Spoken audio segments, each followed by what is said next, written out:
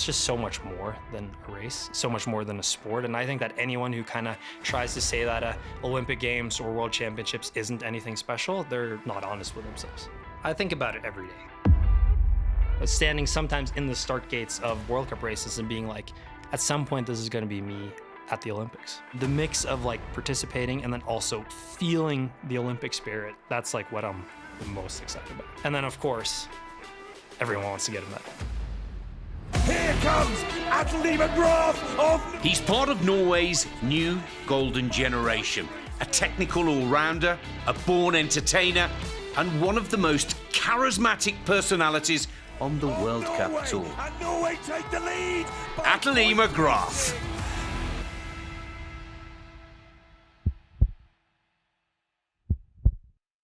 Atle, welcome. Thank you. It is such a pleasure. I've wanted and I've been looking forward to this podcast for a long time now, and I've been desperate to get this sit down. So here we go. Forgive me if we go here, there, and everywhere, but you have such a wonderful story to tell. And let's start with that story. Where does the sense of being in a team come from for you? Because you are, when we watch you on the TV, if you're not winning, you're still there cheering for the rest of your teammates. You have almost embodied the story once again that the Vikings are a group to be wary of.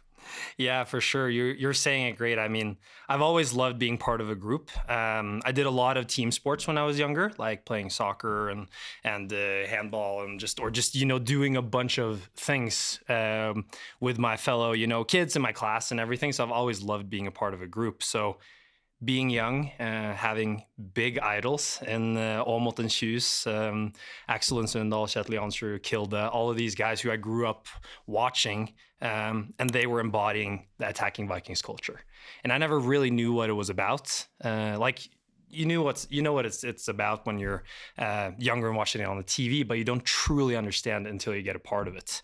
And for me, actually, the moment that I understood what the Attacking Vikings was for me was one of my first sessions with the team. It was, I think, in 2019, spring of 2019. And in Norway, you have this tradition when you are done with high school, you take on the red jumpsuits and you go and party in a bus for 3 weeks.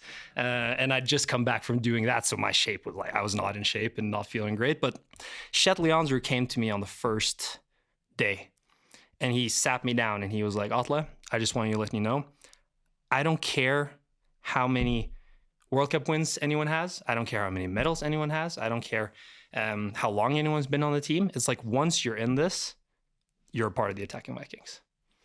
And that was a pretty cool moment to get from Kjetil, who's been one of my idols. Wow. And then to get that from him one of my first days on the team, that's when I truly understood wow, okay, this is going to be something special. Now, a lot of people are thinking, that doesn't sound too Norwegian. You were born in Vermont, grew up in Norway, so you've got a bit of both worlds in you.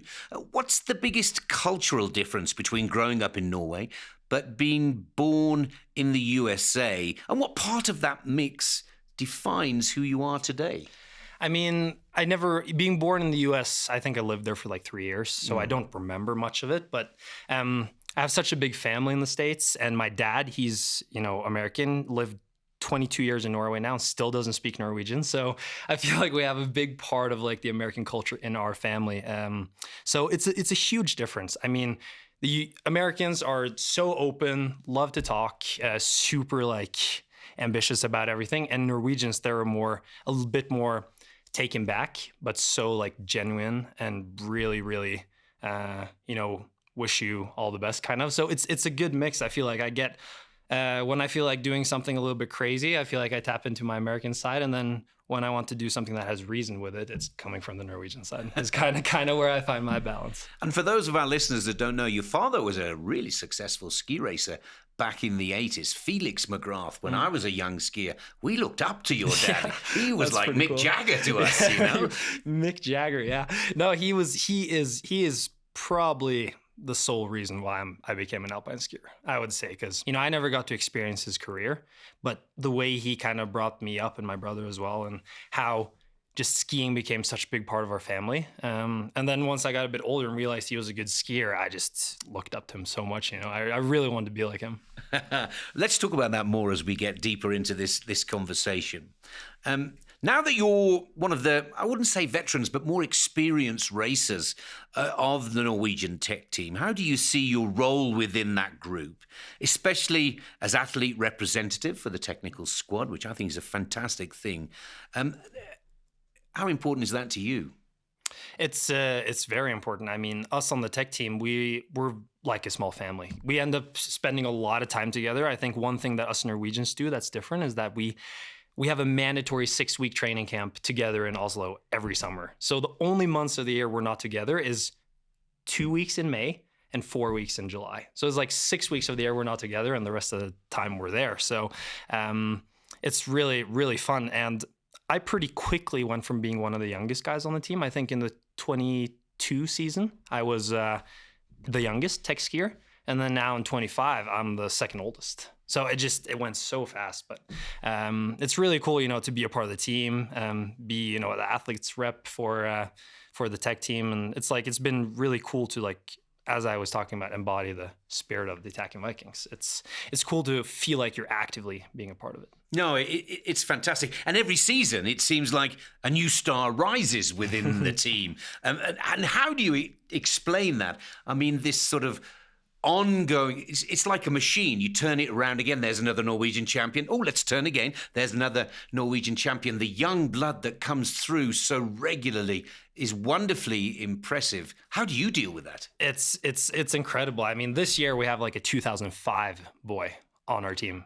And that, I was always thinking people born after 2000 are young, but when you get to 2005, that's very impressive. So it's been really cool to see how we've been able to just keep producing good skiers. And I think it really comes down to, the culture within the ski clubs in Norway and also the ski gymnasiums. And then I think also, or what I'm hoping is that the culture in the Attacking Vikings is, really pushing them to want to get onto the team, because that's how I got inspired. Yeah. So it's awesome to see and just see how good they are. It's almost scary, showing up on training, maybe getting beaten by someone who's 5 years younger than me. I'm not used to that yet. So so we'll see how that goes the next years. But that's got to be what the benefit, and a lot of the smaller teams sort of yearn for that, is the young kids coming through, pushing you every season. It seems like the Vikings, the tech team in particular, recently take it to another level.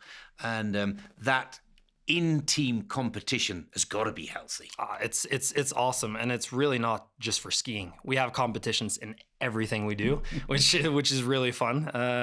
It doesn't really matter if it's card games or if we playing PlayStation or doing anything. But I think what really works is we have the mix of people who have been on the team for a while, and then we have the young guys coming in. So I remember when I got on the team, of course, being the youngest, you get picked on a little bit, which you're supposed to be. I think that's just healthy. So, Kjetil and Kilde and all these guys, they would, pick a bit on Lucas and I, and we would, because we were the two youngest at the time. But it was great because that's how we learned quick. And then when you're young, what you can bring is epic intensity to every training, to every session, because you're hungry, you want more. And then, now kind of that I've become a bit older, I feel like I can feel the same energy from these young guys. It's fun if they do something that's, let's say we have a rule in the team that every minute you're late for something is 10 burpees. So, so when some of the guys are 15 minutes late for a session, that's 150 burpees, and you have to finish them the day of. So that's I feel like that's a great rule. And then when you just see these guys doing burpees, and then I was doing them as well, that's like a fun way to teach them to be on time. Yeah. And then, of course, if we're late as well, then we have to do the same. So it's we have some of those things that just make it really fun to be older, because you don't make as many mistakes, but then you're still accounted to show up on time and do the right things. And what is it that makes the Norwegian system so unique? Because there's academies in Austria, there's academies in Switzerland. It's not that you've got some magic academy potion. And the point is that whatever you're doing in Norway is happening year after year after year. What in your mind is the secret to success of Norway? I think it's not one answer for this question. I kind of look at it two ways. One way I look at it is we have really good, passionate coaches from a young age, parents who are very, what should I say? They're very involved. They want to be involved. They want to help. It's a lot of pro bono work. People just showing up because they love skiing, and it's a big part of the Norwegian culture. So I feel like kind of no matter what the winter sport is, people love doing it because, Norway is covered in snow 6 months of the year. So that's kind of one way I look at it. And the other way is that the Norwegian team has never been very big. I'm as of now, I think we're like 10 skiers on the World Cup team on the men's side. So the competition is pretty stiff to get onto the team.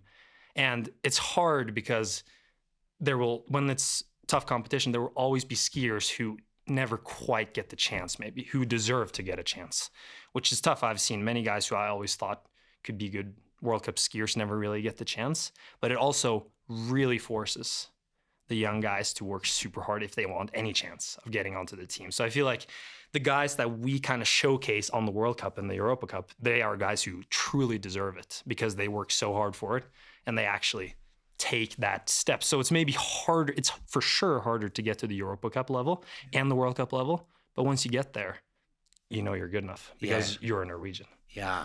I mean, that's wonderful. Okay, so we've got the roots, we've got the attitude. Let's move on to the rise, the falls, and the comebacks of this legendary skier that's sitting next to me right now. Your journey to the top, it hasn't been a straight line. I think that's fair to say. 2 serious injuries, 2 major comebacks. Let's start in Adelboden. 2021, I was heartbroken when on this day. You were right there among the best, fresh off the back of your first podium. I remember screaming the house down when you nailed it in Altabadia, and then your season was over in a matter of seconds. What do you remember from that moment, and how did you begin to rebuild?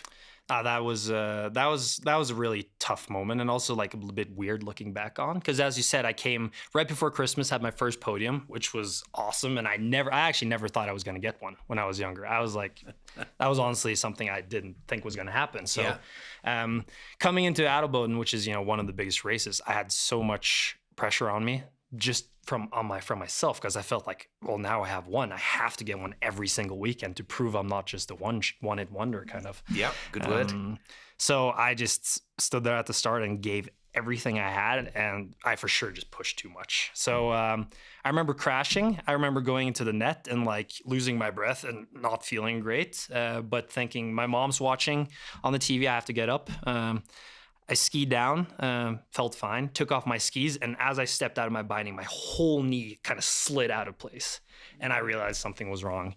And of course, that day was very weird because I went home, or I went to the hospital, got some help, watched Lucas crash even worse than I did in the second run, and then all of a sudden we were sitting there together. So, flew home, realized the season was over, which sucked, but we were both very eager to get quickly back on it. And that period of like January to let's say here when the season started, it was very tough, but it was really fun. I mean, like Lucas and I did a lot of things together. I got to experience a lot of fun things that I hadn't had done for like 20 years, but again, it was a lot of hard work and like kind of really feeling of missing out. I had just got the taste of what World Cup was really like, and then I was just missing out on everything. And do you think having Lucas injured at the same time, I mean, I know some of the stories you can't tell this podcast, but the two of you going through the same rock bottom and then building it back. I mean, you race together as juniors, you're such close friends on and off the slope, but having to go through this injury with one of your best buddies, did that make the process a little easier? If nothing else, just having somebody to talk to about how shit this situation is. Yeah, it for sure made it like it made a huge difference, I think, for both of us. And we grew really close during that period for sure. It was really nice, but we were both like in the mix of very happy to be there together, but also none of us wanted to be in the situation. So it was hard, but it was fun. Actually, like when I look back at my first rehab period, it was pretty fun, actually. Can't say the same for the second, but the first one was just had good momentum, and doing things together, I did think, with anyone it helps to be together, but especially with Lucas at that time was really great. And when you came back 2022, you were both hungry, I would say, would be the best way to describe it. Okay, took a few races to get back into the swing and find the beat. But when the beat came, look at this here. My favourite story, your first podium on the comeback year, second in Schladming, exactly the same as your dad. And your dad was second to Tomba, I believe. Yeah, correct. In 1988. Yeah. And then, that was a fabulous story that we all enjoyed. But then came the wins. 2 back-to-back wins at the end of the season that told the world McGrath was back in business.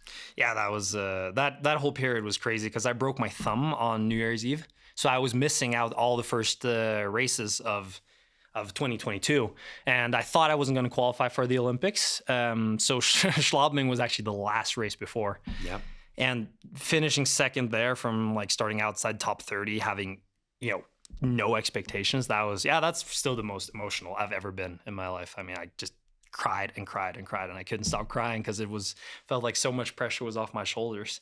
And then went to my first Olympics, didn't go great, but the experience was awesome. Yep. And then came the wins after the Olympics, where I found peace with I was at peace with myself that I'd done an okay season and was just hoping to finish strong. And then to be able to go and win back-to-back World Cup races, I thought, first, because I was close in Schladming, I think it was 300s behind Linus Strasser. Yep. But I was like, that's probably the closest I'm ever going to get at some point. So to actually win World Cup races was just, that whole period was amazing. I just had so much fun. I wasn't thinking much. I was in the classic flow state.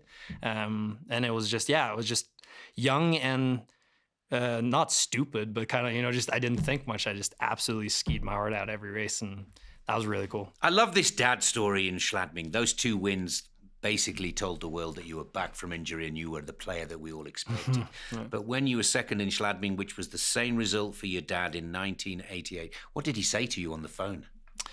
He told me, well, now we're just as good. Now you match me now, was kind of what he told me first. And then, that was his first take. But then, he's always been amazing because he supports me the same no matter. He's just as excited if I podium or win a race or if I finish 25th. I get the same support from him, which I've always really appreciated. So it was one of those moments, he joked a bit with me and told me this is awesome and you deserve it, but we also need to keep going. It's lots of great things coming up. So I feel like it's always been a good balance there. That's lovely. I just wanted to ask that question personally. Yeah, more than anything. I just wondered what he said. Let's go on to the next season whilst we're running through them, because this is, again, another one of your challenges. Podiums are there. Adelboden, skiing well. And everybody's got their eyes on you at the World Championships for 2023. And then the worst thing you could possibly imagine is an ACL tear. I've got to ask a tough question here. Why the hell did you ski that Super G? Well, I'd started experimenting a bit with speed that year, or I've always skied speed. So when I was younger, I did every single event, national championships, every single event, junior world championships. Always loved doing speed. So I showed up at the start of the season with no expectations, and I finished 5th in Beaver Creek in my World Cup debut in speed. Yep, I remember. Which was so surprising. So, I was still training a little bit, but I came into the World Championships and I was like, I'm going to race every event except for downhill. That was that's my plan, and I stuck to it. So coming in, I was really excited. I felt like I was skiing better and better. I think those 2 days, because the 2 days before we had the super combined in the World Championships. We had the super combined in the World Championships, and it was I skied. I was so passive in the Super G part of it. So I was finished 12th in the Super G, and then I skied a decent slalom, finished 5th, missed out the podium by a 10th. So I told myself, no matter what, I'm just gonna get after it in the Super G. And then just worst case scenario happened. I don't really remember what happened because it happened so quick, but I just remember hitting the net at 100 kilometers an hour and feeling immediately that something was wrong. Yeah, I think you were going a bit faster than 100 kilometers per hour. Probably, I don't know. I don't remember. Yeah, I remember it being closer to 120. ACL tear, and we're back in rehab again. At least you've got the experience of having to stop and start again. But this one must have hit you harder because you were becoming one of the major players that could win in everything. That fifth in Beaver Creek Super G, I believe, possibly justified that start in the World Championships. But to have to go back to zero for a second time, that must have been one of the major blows of your career. Yeah, that was for sure one of the major blows. I mean, to sit there and realize, like, even before I took any photos or any MRIs, I realized, like, I'm screwed.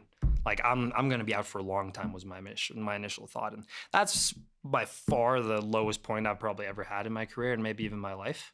That whole, the next 3 months after, just because I was alone much more in that period. And I'd experienced it once before, but this time it was like much more severe. And the ACL can take up to 12 months to be race ready again. So I really, really struggled actually mentally and like physically, of course, but mentally as well during that period. It was like 3-4 months of just like grinding, really just having to be super patient. I was at home watching races on the TV. It was watching my teammates win races, watching Henrik win the World Championships, Lucas win the Slalom Globe. It was like all things that, okay, maybe I wasn't going to win the races myself, but I wasn't there to experience those moments with them. And that was what was eating at me. I just couldn't believe that I was missing out on these moments that these guys are going to remember forever. And I wasn't going to be a part of it. So I really struggled for a lot of months. Luckily, I had, great people around me. I really had a good support system at home, which made the process as easy as possible. But it was still just really tough. So another comeback is on the cards. But you now know how to come back. Yeah. You now know how to go from zero to hero. And we're into the 24 season. It doesn't take long. Adelboden, Wengen, 2 back-to-back podiums, giant slaloms in Aspen. Where did the motivation come from there? Was it the experience of having it done once before, or were you just determined to prove to the world that you were not done yet? It was for sure a mix. I mean, I knew my biggest goal was to just make it back racing. I was telling myself when I was injured that no matter how bad a race can get a season, if you DNF, if you screw up, it's not going to be as bad as this. So just get back to doing what you enjoy. And what I took a lot of learning from the first time I was injured. The first time, I was new, I was taking a lot of tips and doing a lot of, just kind of listening to the recommendations. But the second time I was injured, I decided to do what I believed was best. And that also applied to my skiing. Because that before I tore my ACL, I was moving a little bit away skiing-wise from what I truly believed was going to be my style and my style of skiing and my beliefs. So when I got injured, I decided for the rest of my career, pretty much my life, I'm going to do things that I truly believe in. So that's what I brought into the season. I just brought, I tried to build some kind of momentum, which was really hard when you're starting from zero. And just slowly I was chipping away, climbing up the rankings a bit and getting into it. And then to be able to, stand on the podium in Adelboden, Wengen, and just start fighting for wins again was really, really cool. And I felt like it came from being so decisive and just really trusting my gut more than I had ever done before. So I feel like that season was, probably the season I've learned the most from. And it really shaped me in a good way to be injured. I mean, experience is the name of the game. And I think that season you started to show that your experience from the good and the bad was starting to come through. Your skiing started to look truly definitive, truly your style, your place. And it came together. It came together beautifully. And of course, you managed to stay injury free. So we come into this season right now that we've just finished in 2025. And then we're starting to get this superstar that we wanted back. You kick it off with a third place here in Solden. You're back on the podium. You're back to your winning ways in Wengen. And you crown it off with a silver medal in those World Championships. How would you sum up 2025? And does it sometimes grind a little?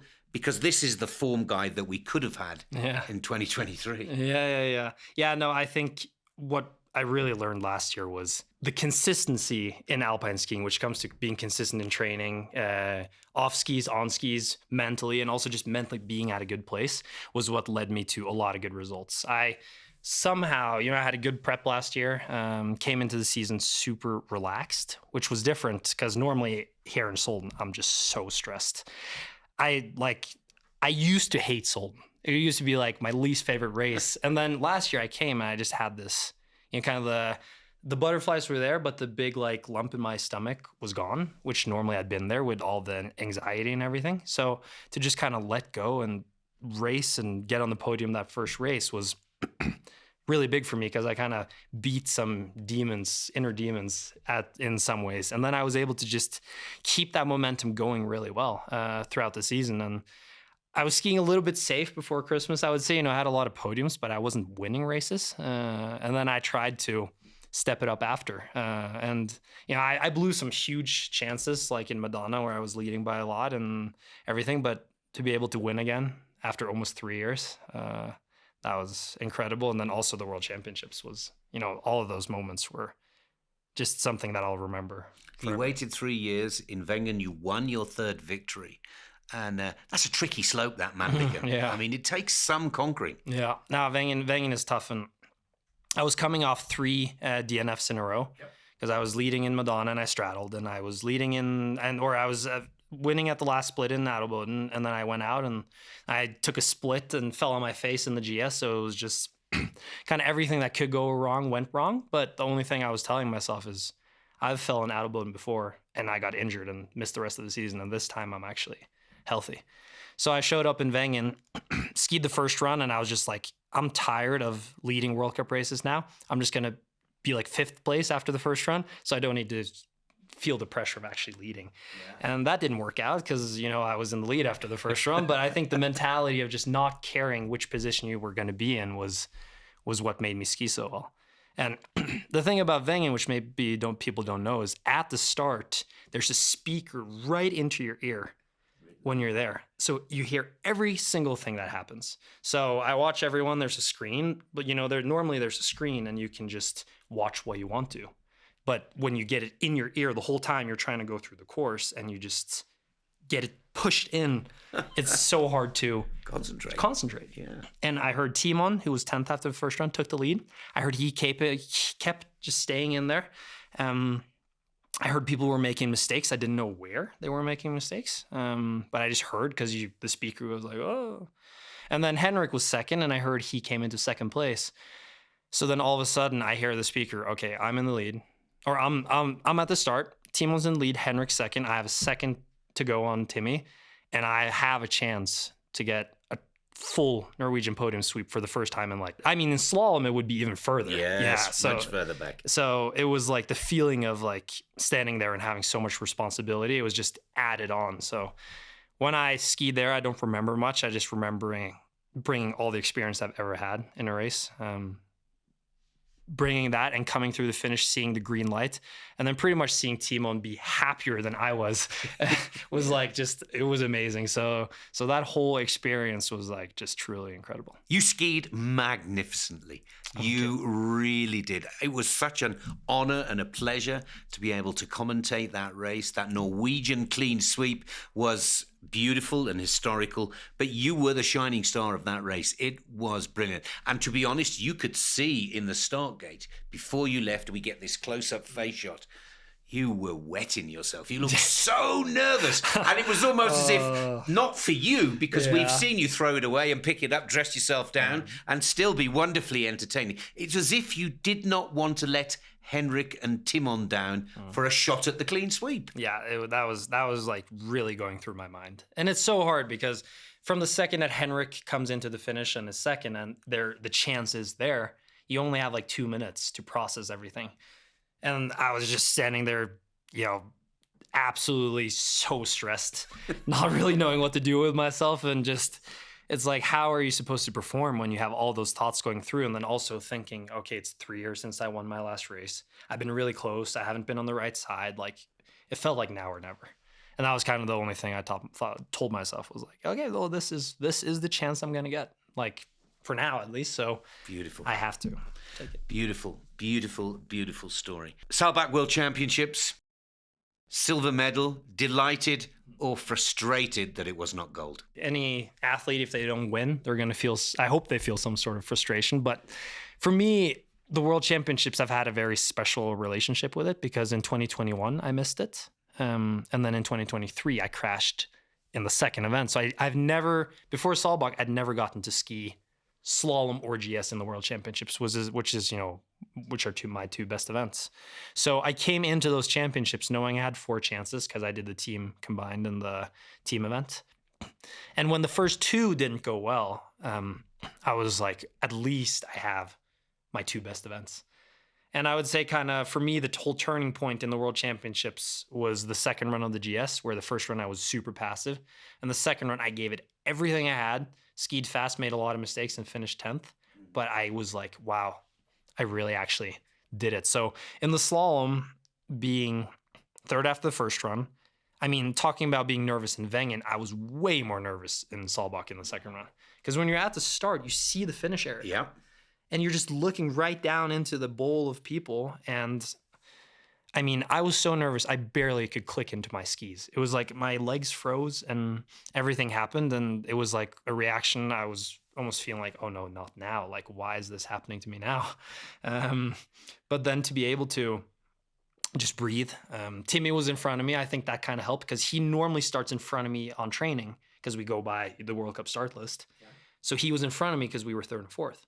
So I was just telling myself, just ski. It's just training, trying to take away the seriousness of the situation. But and to come to the finish, have the green light, and then to see Loic come down right after and just beat me by 2/10, that was, I just felt like, oh, okay, well, that's just how it's going to be. So yeah. You put that very politely. Yeah, exactly. But I like to get a silver medal and to get an individual medal in the World Championships is, again, like I never thought I was going to be on the podium in a World Cup. I never thought I was going to win a World Cup. I for sure never thought I was going to get a podium in a championship. So to get a silver was just awesome. And especially with the tough history I had missing the 2 last ones. It felt like I wasn't due, but I was due to be able to race, and then to take the chance and actually grab it was what I'm left with. From my perspective, a spectacular performance again, and 200ths of a second is, blink of an eye. It really is. We'll move on. I want to come to the Olympics at the end of this chat because I think your silver medal in the World Championships now puts you in a place where you're ready to rumble at the Winter Olympic Games. But let's go to icy slope.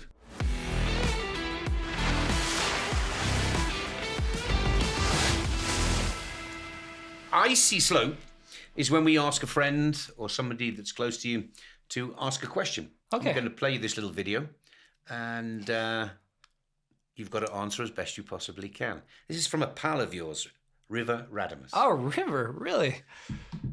That's fun. Hey guys, River here, long-time listener, first-time caller. Atle, big fan of your work. One thing I've always admired about the way you ski is how committed and hard charging you are regardless of the circumstances. Wengen, second run last year, in the start, you seemed so calm given the circumstances, and the way you skied, it seemed like you knew that the race had already been won.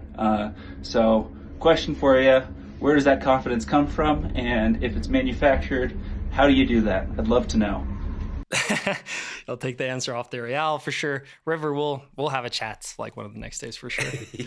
Now, that's great. I already spoke a bit about it, but confidence in alpine skiing it's tricky because alpine skiing is a sport of very small margins, and you never really know what can go wrong. There's no guarantee ever that you're actually going to finish or win or anything.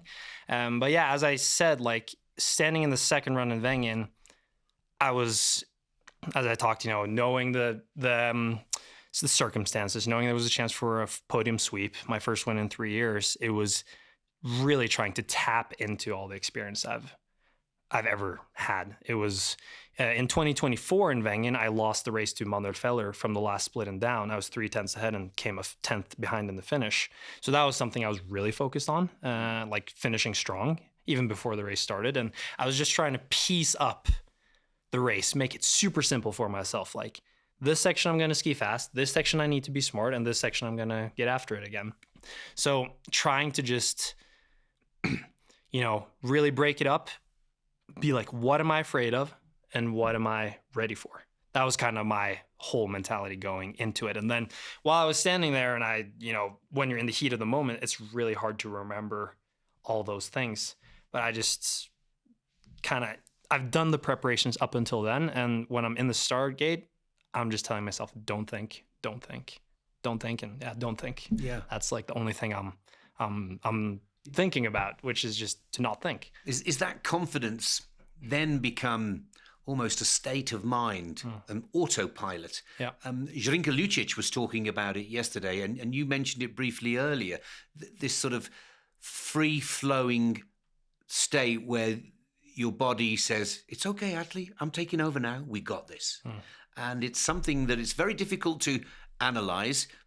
River's hoping he can go and buy it in a sports shop, and that's not there either. But it's something where all the stars align, and I knew you'd won that race by gate 5. It's fascinating. Yeah. Now the flow state is very special. When you get into it, it's incredible to be in because everything's easy. But I think that the true confidence lies in the moments where you're not comfortable, when you're standing there and you're not feeling great, because maybe you don't, alpine skiing, there's a bunch of things. You physically, maybe you're not great. Maybe you're mentally off one day, or your equipment's just not good for those conditions. To those days be able to dig out something special is what I think truly makes you a great competitor. So I felt like I had a lot of things lined up in Wengen. I had the equipment lined up, my skiing was there.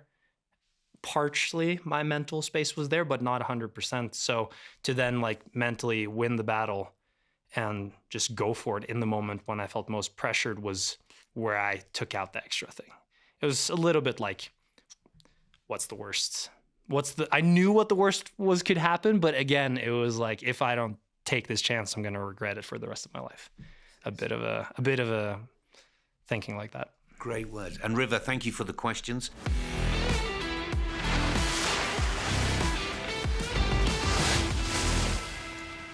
Let's go to the third part, beyond the gates. Let's step off the slopes for a second.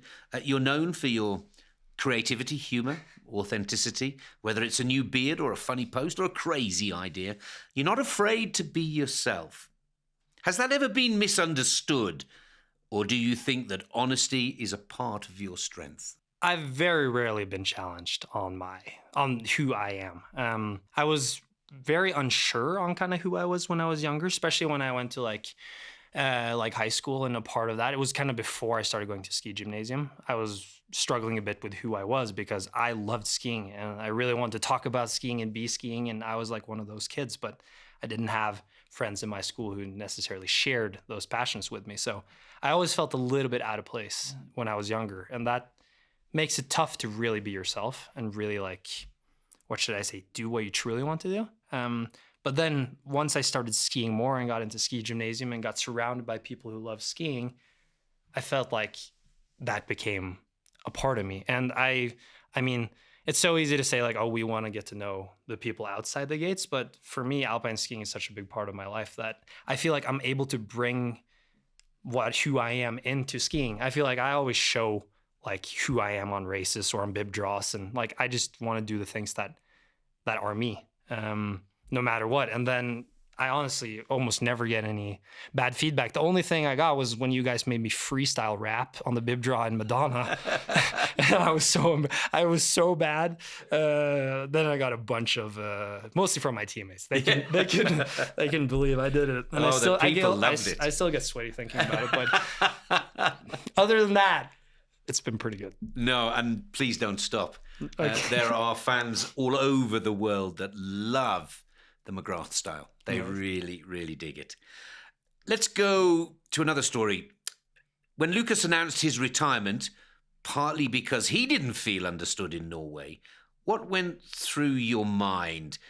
And how did you take the news that someone that you've related to, been through so much together, to what he was feeling?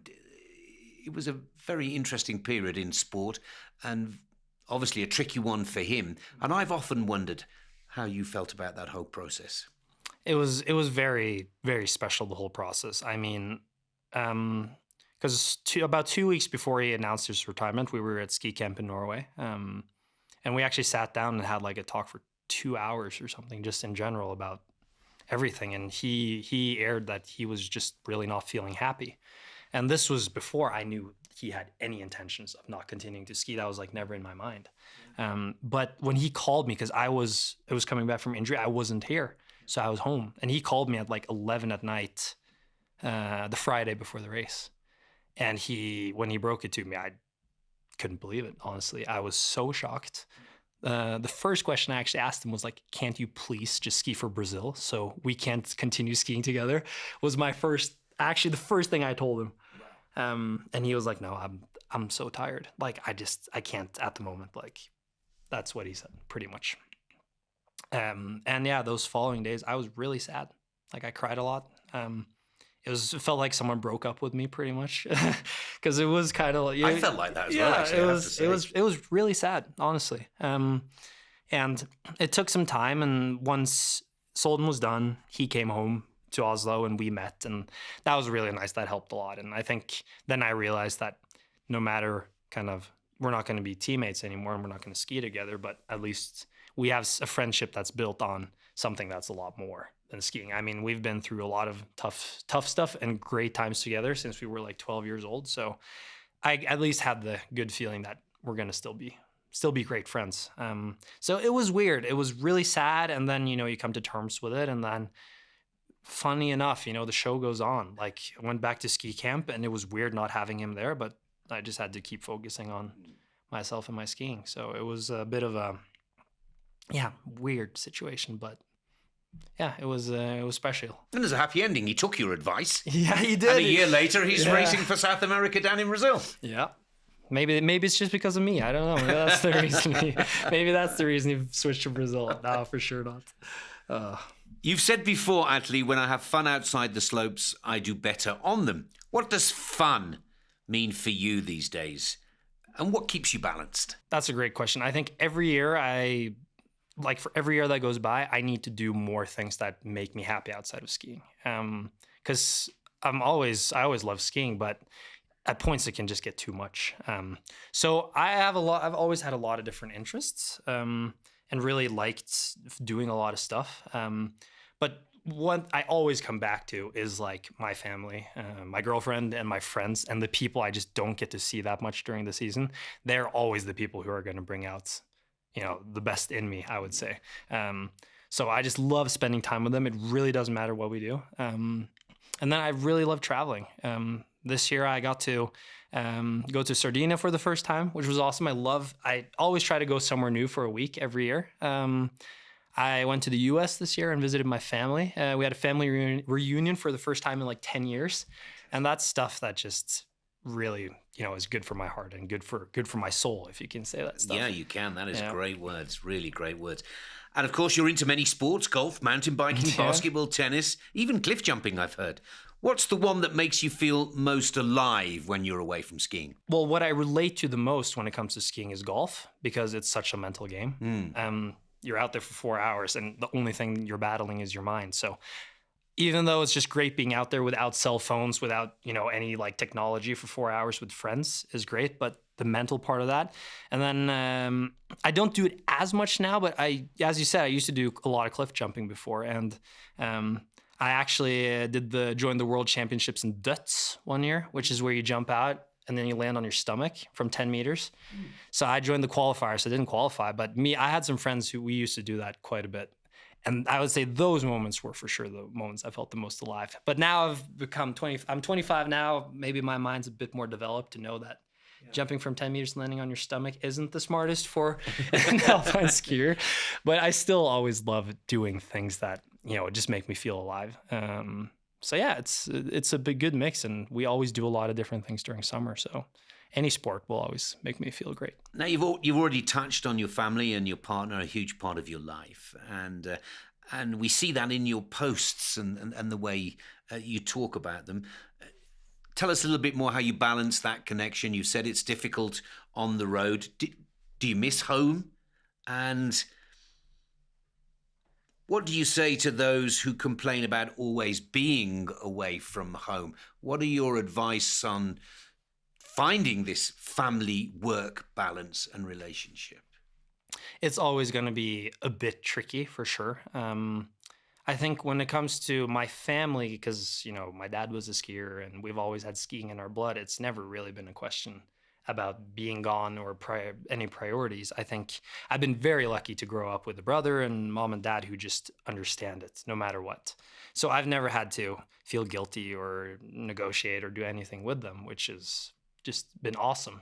So I miss them a lot, but I know that they're doing well, doing their things, and they know that I'm having a good time, so it doesn't matter. And then when it comes a bit more to, my relationship and my friends at home who, I've of course grown up with as well, that's where I feel like the balance becomes a bit tougher. Luckily, my girlfriend, she's super understanding, but she's had to learn as well. She didn't come from a skiing family, and kind of learning and seeing how to do things the right way. And also for me to prioritize being with my friends who I've grown up with, that's like the area where I kind of struggle the most. So what I've figured out is it all comes down to you always have the time for what's important to you. It's like you can make anything happen if you really want to.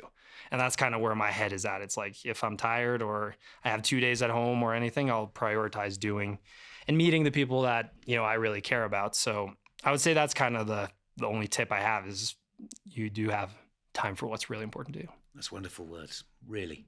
You're also an ambassador for, do I pronounce it MOT or MOT in Norway? MOT, I think. MOT, yeah. And Active Against Cancer. That's a big statement for someone of your age. Why is this so important to you? And what message do you want to send to younger athletes with regards to these wonderful associations and charities that you're working with? Yeah, it's great. I mean, MOT, which it stands for courage, is the direct translation. They target, younger kids to have courage to be yourself and really have your beliefs and stick by them.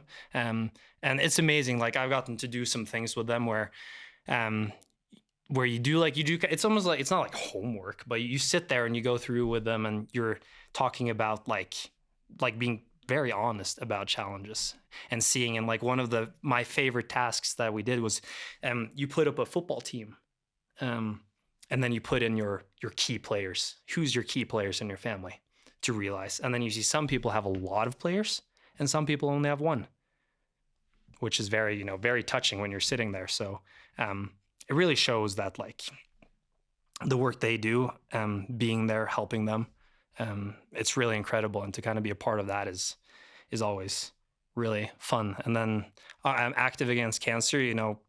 I've had cancer in my family. I think everyone has had someone close to them fighting it, and to just see what they do as well, which is just give anyone who has cancer a great chance of having a good life and fighting it the best way they can. Those are just values that I really stand by and things that touch close to me.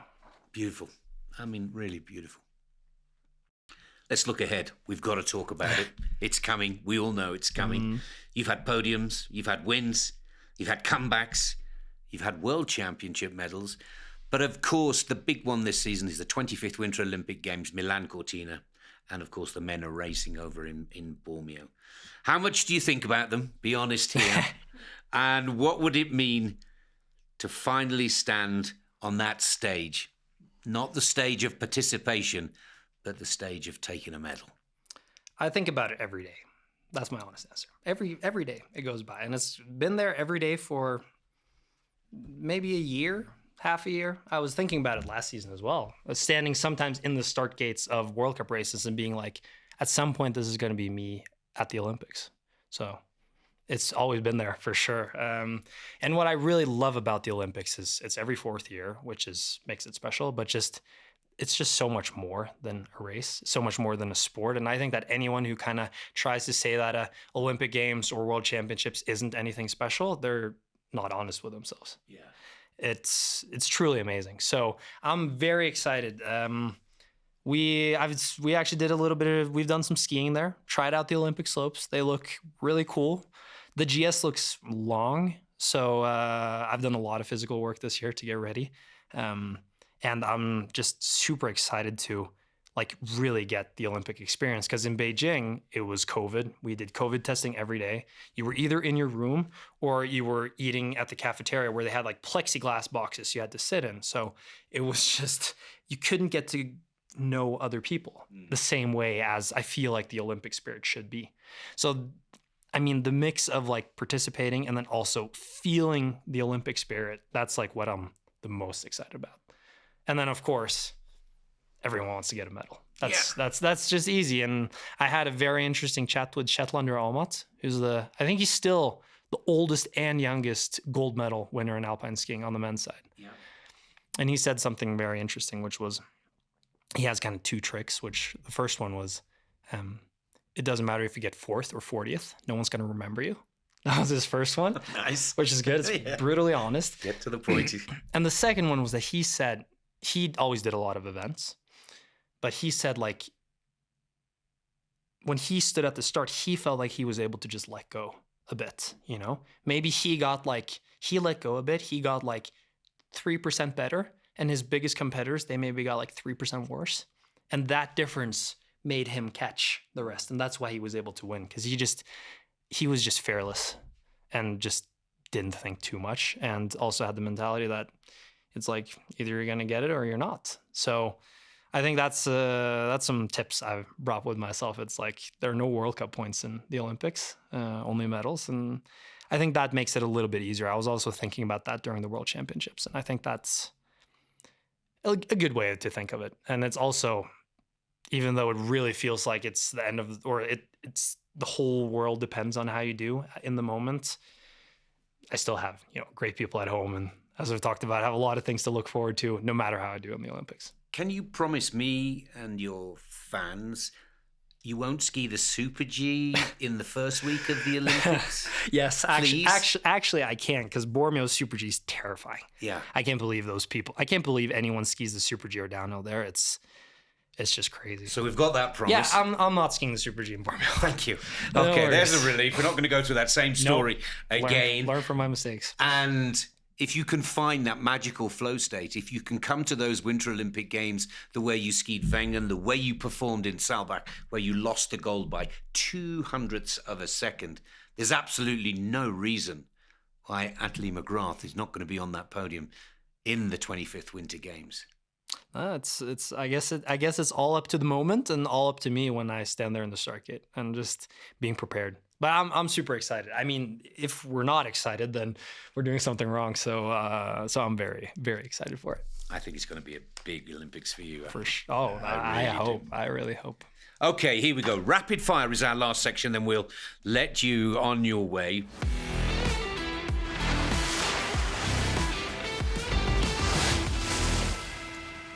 Be as quick as you can with the answer. Don't think about it too much. But here we go. Yep. Oslo or Vermont? Oslo. Giant slalom or slalom? Slalom. Adelboden or Wengen? Adelboden. Lucas or River?